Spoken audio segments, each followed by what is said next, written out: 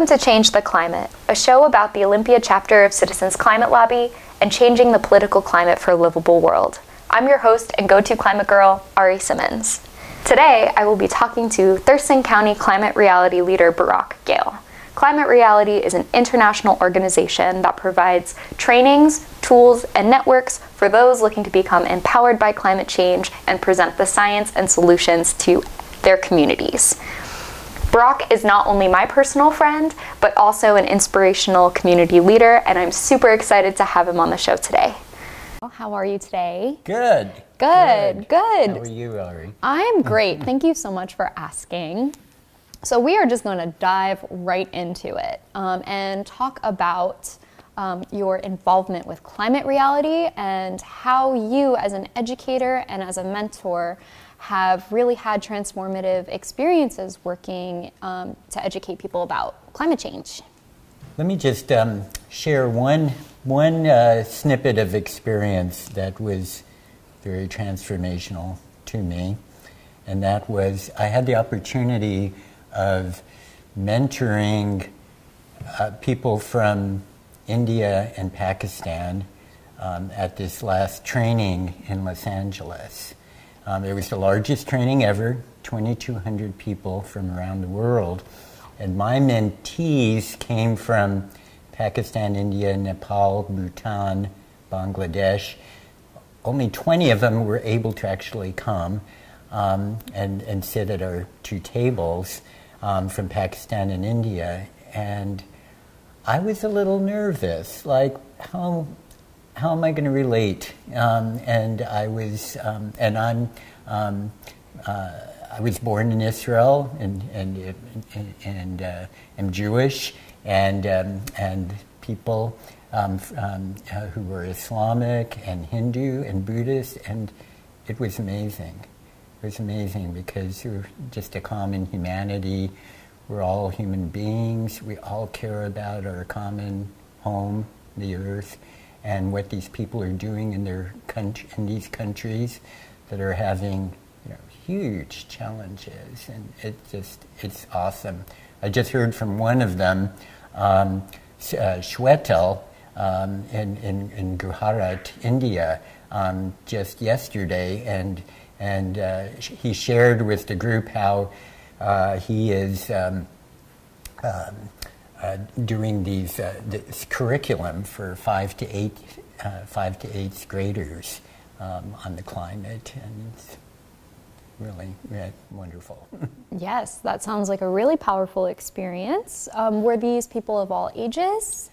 So that's an interesting thing too, and that they were, and that there was a high school student among them, and he couldn't come by himself to the program, so his mother decided to come with him. And she's a principal at a high school in New Delhi. So they came together. And at the previous training in Bellevue, Washington, I also had a high schooler, a Jewish student from Washington, D.C., and we ended up collaborating on a Jewish climate project. So. Well, that is very exciting, and I'm sure Israel and Pakistan are experiencing a lot of environmental problems and issues, especially pertaining to extreme heat. I know that Mr. Gore's presentation highlights Pakistan as being a foreground for famine and for incredible rise in temperatures. That he projects that the Middle East and parts of Israel and Pakistan will be uninhabitable because of climate. And I know that our climate is something that exceeds, religion, race, gender. It's something that affects us all equally as human beings. And I'm sure that you were able to find really amazing commonality through some of the information that is taught at Climate Reality. And do you think that your group was poised to go back and share their stories of what happened in LA and are now making a difference in their communities? Absolutely, absolutely. One Pakistani man, he created a video of the training and shared it, and it was very, very passionate testimonial to the energy of the climate activists. And another woman, the principal, who I mentioned, Anita from New Delhi, she wrote me how she came back with the energy and skills to move ahead in the work, and she's bringing a lot of that to the kids in terms of curriculum as well. Yep, and as a fellow climate reality leader, I know that a lot of that information is very hard to absorb and kind of difficult to work within, but I definitely think that the network of climate reality is expanding even more rapidly. Like you said, LA was the largest consortium of people wanting to be educated and bring that education to their communities, and that's really a tremendous way of making progress, because that we know our leaders in the federal government right now are not necessarily taking the proper steps to adequately address this issue and meet the needs and the urgency currently. So it's largely on us. And Barak, you have helped to form a local chapter of Climate Reality here in Thurston County. And would you like to explain your role as a volunteer here and how you're integrating some of what you know from Climate Reality here in the county? Yeah, absolutely. I see my role as a climate reality leader largely as a climate educator, a volunteer climate educator, and also a climate activist. So that entails sharing presentations with the public. My presentations recently have been to Lions Club's meetings in the region. I want to share one thing in particular, and that is how the question that often comes to me and was highlighted recently in a conversation with a dear friend in Seattle just last night, and that is, how as a climate educator can I help other people feel that they're making a difference in whatever they're doing? How can I help them feel that what they are doing matters? And that's a really hard thing, because it's so daunting. The climate apocalypse is so daunting.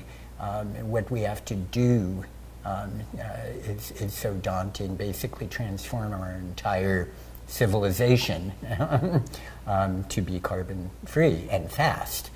So how can we make people feel empowered? And one way I try to do that is to offer a variety of options to people. If they're like hands-on, for example, hands-on people in the Lions Clubs, then I talk about hands-on projects, planting trees, bicycling, things like that.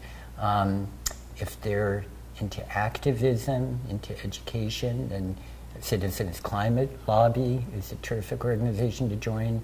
Climate Reality Project that you just mentioned, Al Gore's organization, 350.org. So kind of approach it that way. But my friend brought up something that is a real bugaboo, and that is she expresses the viewpoint that the really only important thing that we can do is to elect new national leaders. Elect new national leaders who will hopefully lead the world, who will move us quickly into the direction of getting off of these poisonous fossil fuels to renewable energy, to do it very fast, basically like an Apollo project. And she would go on to say that anything else, city or state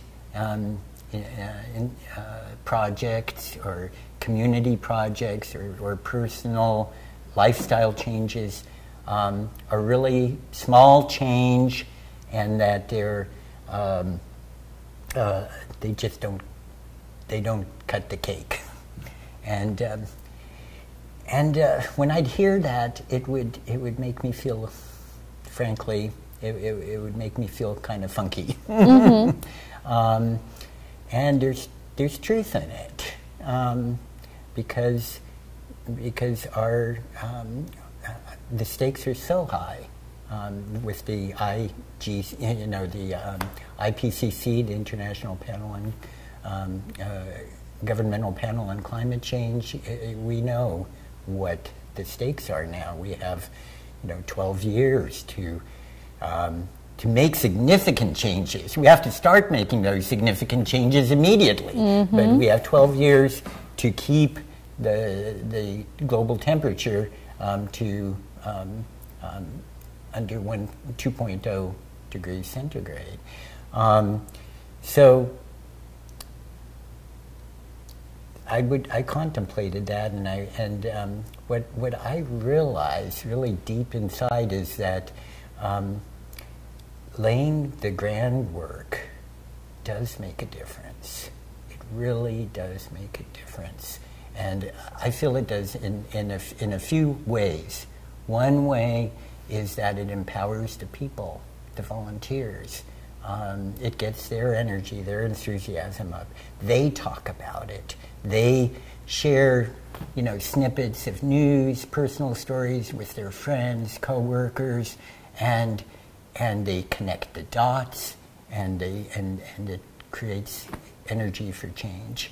So that's one thing. Another thing, it starts making a dent in our carbon footprint, our global carbon footprint. And while that's not nearly adequate enough, when the time comes that civilization will turn course, we're at a higher footing than we were before.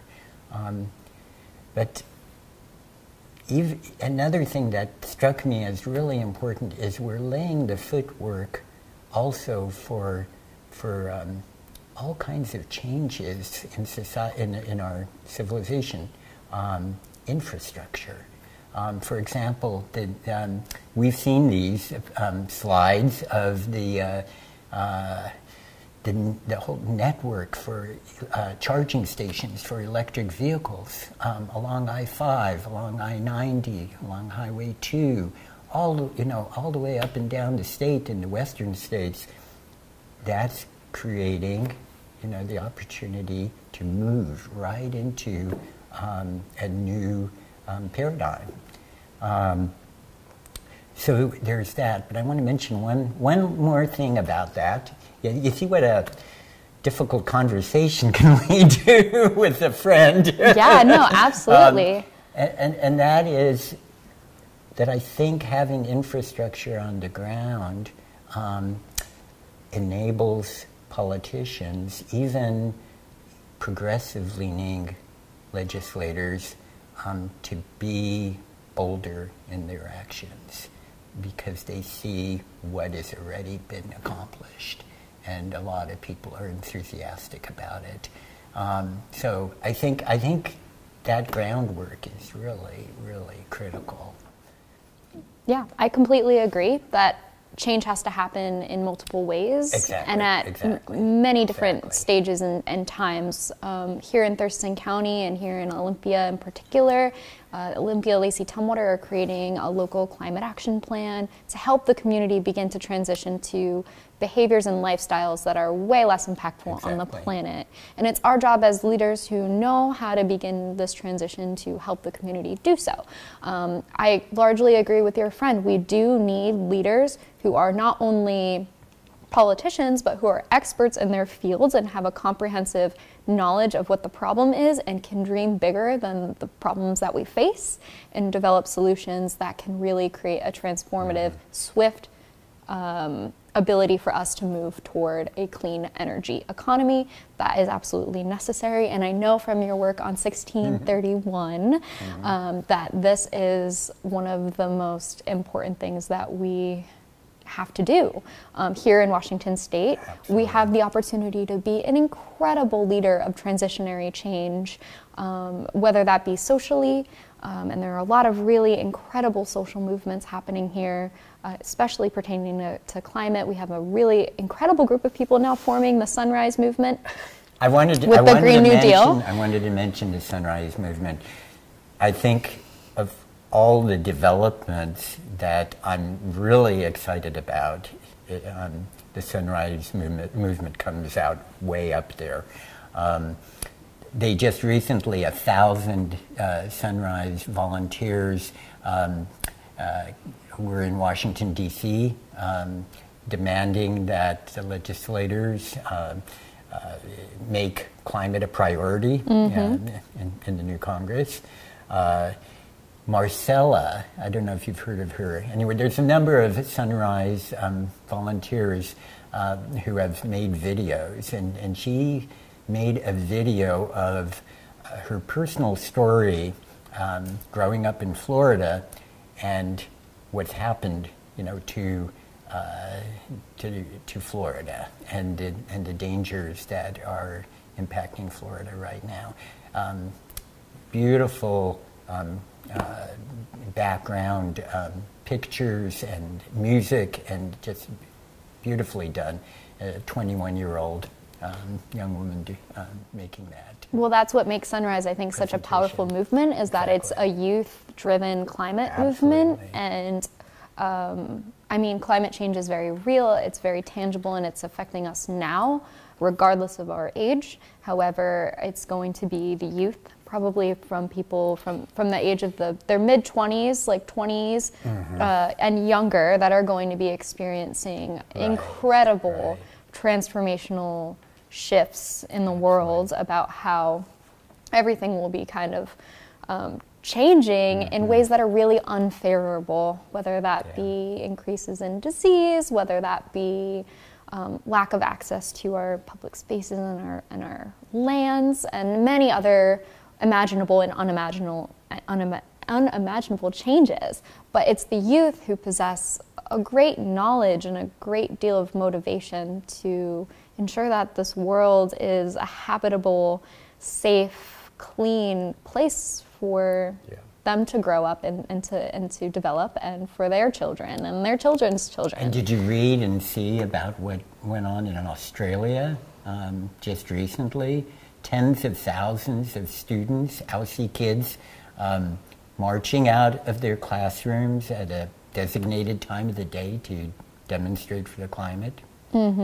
Yes, I mean, it's going to get to the point where we're going to have to demonstrate our frustration. It's gotten to that point. in ways that are, of course, nonviolent. And the principles of the Sunrise Movement are just incredibly written. There are 10 principles. They're very simple in their language, but very profound and complex in their meaning. There's all accepting, experimental, nonviolent, and all of these really incredible resonating points that we need to be leading not only the climate movement in, but also our social justice movements. And these principles should be adopted and indoctrinated into our Constitution and into the very way we live, in order for us to ensure that we have a habitable world, and beyond habitable, a hospitable world. Absolutely. One that we're proud to wake up in. And I appreciate you mentioning non-violence. As you know, I've been involved in doing outreach in the Jewish community on behalf of 1631, recruiting rabbis and Jewish communities to support the initiative. And I've done other similar work in the past, and and the nonviolent aspect of that and the moral, ethical underlying basis for doing that in faith community has been very powerful. And of course, there was Martin Luther King and the entire Black civil rights movement that took on the nonviolent approach, often invoking Gandhi, and look what became of it. The 250,000 march on the Capitol Mall at the Lincoln Memorial, and churches across the country speaking about us and acting in nonviolent ways. There are periods in our history where we have been able to transcend long-standing wrongs, Absolutely, social justice wrongs, and move ahead. And we'll be able to. I believe we'll be able to here too. I completely agree. It's often spaces, communal spaces like churches and things like that, that actually lend themselves to building these movements. And I just want to thank you so much for all of your work as a climate reality leader and as a mentor here in the county. You are just such an incredible person with an amazing energy and open heart. And thank you so much for sharing your insights today and sharing it with the world, because the world needs more leaders like you. Well, thank you for the opportunity to share alongside with you. Wonderful. We would like to invite you to the 4th Annual South Sound Climate Action Convention, Saturday, April 13th. This is an all-day event at Olympia High School. There will be a number of environmental organizations present, as well as workshops and speakers presenting on topics ranging from activism to clean energy and conservation. We hope to see you there. If you'd like to know more about Citizens Climate Lobby, visit citizensclimatelobby.org or attend our monthly meeting every second Saturday at 9:30 a.m. in the Olympia Center. Thank you so much for joining me on Change the Climate.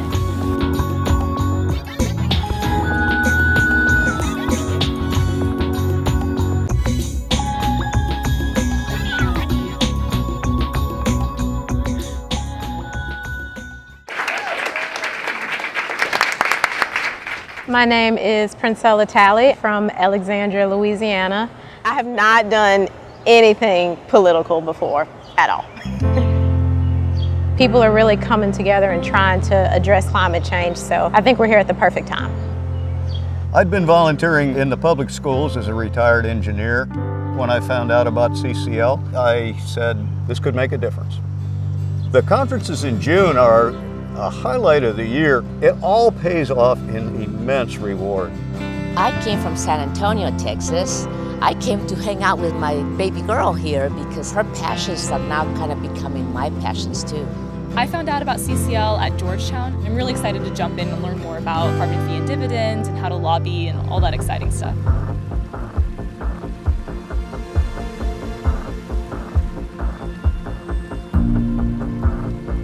The goal of this weekend is to let people see our experience so that they can know what we have to say really does matter. They're going to take us step by step now to successfully get support for our programs. They emphasize we have to step out of our comfort zones.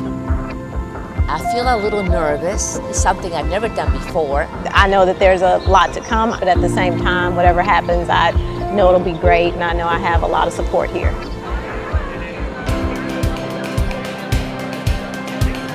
So far at the conference, I've learned that people in CCL are energized and they're not judging what you know and what you don't know. Everyone's just working towards something together.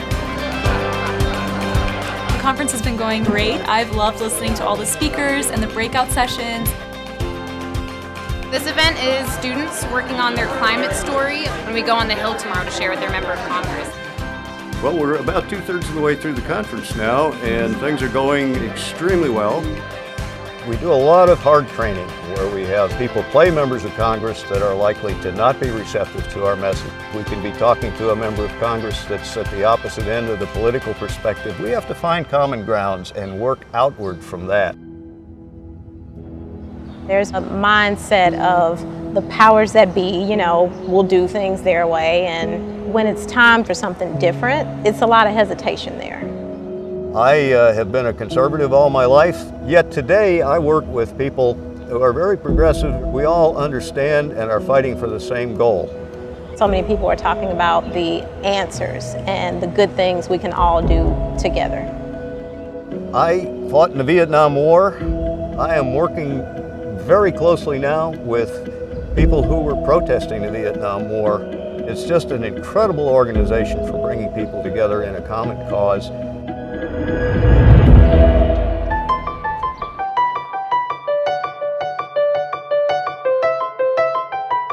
We all took our picture outside the Capitol, and that was really cool to see the whole team, like 1,400 of us. It was really good energy. It made me feel like we have a lot of power coming in because we're so united and we're so big.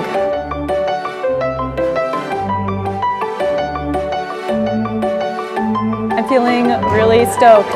My mom and I are constituents, so this is a really big meeting for us. I am nervous, but I have a good team. We know what we want to say. I just can't wait.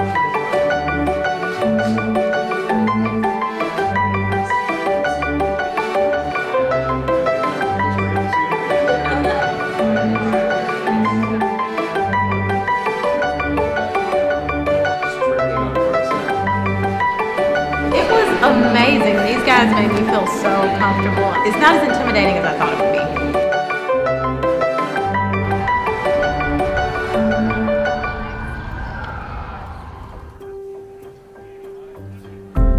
I have never engaged in any of this political activism. However, from seeing people of all ages so well versed and so passionate, I hope that I can help with the people around me that are people my age. From my youth, I always enjoyed being outdoors. My parents were able to introduce me to skiing, and I'm enjoying teaching my grandkids now, and I'd like to make the future for their grandkids as healthy as possible. To be such a newbie at this and appreciated just for taking part, it's amazing. Do the work, show that you care about an issue, and talk, have a conversation with your representatives.